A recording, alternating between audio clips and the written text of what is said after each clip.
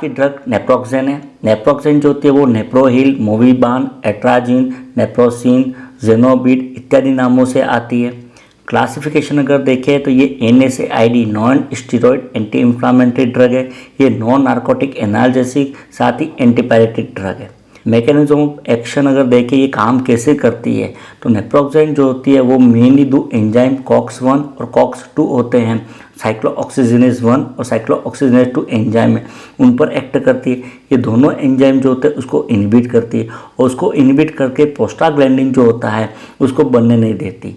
ये प्रोस्टाग्लैंडिन जो होता है वो मेनली इंफ्लामेटरी केमिकल होता है और उसके कारण से ये एंटी इंफ्लामेटरी एक्शन जो होता है वो प्रोड्यूस करती है। इसके अलावा नेप्रोक्सेन जो होती है वो प्लेटलेट एग्रीगेशन मतलब प्लेटलेट इकट्ठी होती है उसको भी इनहिबिट करती है। उसको इनहिबिट करने के साथ ही ये ब्लीडिंग टाइम जो होता है उसको भी बढ़ाने का काम करती है, लेकिन यह ब्लड क्लॉटिंग या प्रोथ्रोम्बिन टाइम और प्लेटलेट काउंट जो होते हैं उसको प्रभावित नहीं करती है।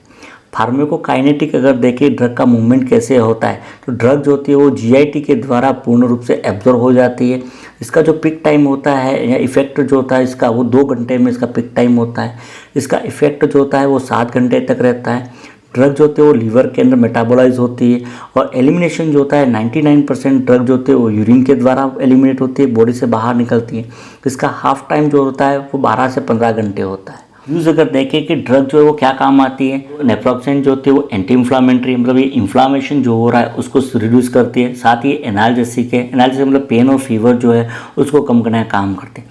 इसका इस्तेमाल जो होता है वो एक्यूट क्रोनिक रूमेटॉइड आर्थराइटिस जो होता है, जॉइंट के अंदर इन्फ्लामेशन हो जाता है उसके अंदर, जोइनल आर्थराइटिस जो है उसके अंदर, ऑस्टो आर्थराइटिस जो होता है उसके अंदर, या गाउटी आर्थराइटिस जो होता है उसके अंदर, जिसमें मेनली क्या होता है जॉइंट जो इसमें इन्फ्लामेशन होता है उसके कारण से पेन होता है तो उसके अंदर किया जाता है। इसके अलावा किडनी स्टोन का दर्द जो हो रहा है उसके में भी काम में ली जाती है। ये प्राइमरी डिस्मेनोरिया जो होता है मतलब मेंस्ट्रुअल साइकिल जो होती है उसमें जो पेन होता है, मेंस्ट्रुअल कैंप जो आते हैं उसके अंदर काम में लेते हैं। इसके अलावा ये माइग्रेन जो होता है मतलब सिर दर्द जो होता है एक तरह का, उसमें भी इसका इस्तेमाल किया जाता है। रोज जो रहता है इसमें आर्थराइटिस जो होता है जॉइंट में इन्फ्लामेशन के अंदर दर्द हो रहा है तो उसमें एडल्ट के अंदर ओरली जो है वो 250 से 500 mg BD दिया जाता है। मैक्सिमम 1000 मिलीग्राम पर डे, उससे ज़्यादा नहीं दी जाती।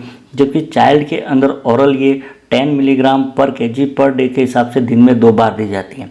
डिस्मेनोरिया की कंडीशन में 500 मिलीग्राम OD दिया जाता है पहला डोज, उसके बाद फिर 200 से 250 मिलीग्राम 6 to 8 आवर्स दी जाती है। मैक्सिमम 1250 मिलीग्राम तक दी जाती है। कॉन्ट्राइंडिकेशन की किस कंडीशन में ये नहीं दी जाती है तो पेप्टिक अल्सर की कंडीशन में, अस्थमा में, राइनाइटिस में, अर्टिकेरिया में या एलर्जिक कंडीशन है अदर NSAID के साथ तब नहीं दी जाती है। इसके अलावा हिपेटिक, कार्डिक या रीनल फंक्शन में कोई इम्पेयरमेंट है या समस्या है तो तब भी इसको अवॉइड किया जाता है।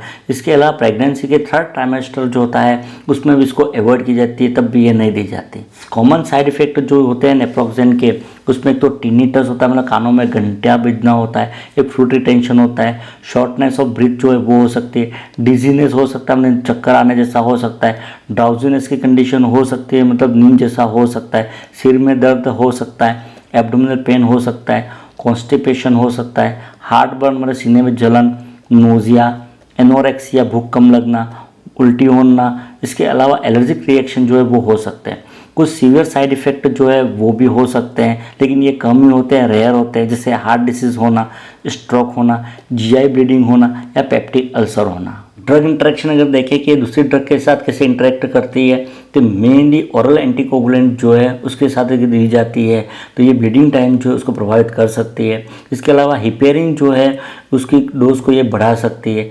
एक लिथियम टॉक्सिसिटी जो है उसको भी ये बढ़ा सकती है तो लिथियम टॉक्स जो है उसके साथ भी ये अवॉइड की जाती है। नर्सिंग इम्प्लीकेशन जो रहेंगे कि नर्सिंग केयर क्या देनी है तो एक तो नेप्रोक्सेन जो है उसको खाली पेट नहीं देना है क्योंकि ये गैस्ट्रिक इरिटेशन पैदा कर सकती है। एक पेशेंट जो है उसको इन्फॉर्म कर देना है कि नेप्रोक्सेन यदि ले रहा है तो अल्कोहल एस्पिरिन जो है उसको अवॉइड करे क्योंकि अल्कोहल एस्पिरिन के कारण से GI ब्लीडिंग की संभावना जो है वो ज़्यादा हो सकती है। ड्रग के साथ एंटासिड लेने की एडवाइस देनी है क्योंकि नेप्रोक्सेन के कारण से HCl का निर्माण ज़्यादा हो सकता है और उसके कारण से पेप्टिक अल्सर की संभावना हो सकती है। तो पेप्टिक अल्सर जो हो रहा है उसको प्रिवेंट करने के लिए इसको एंटासिड के साथ देने की एडवाइस देनी।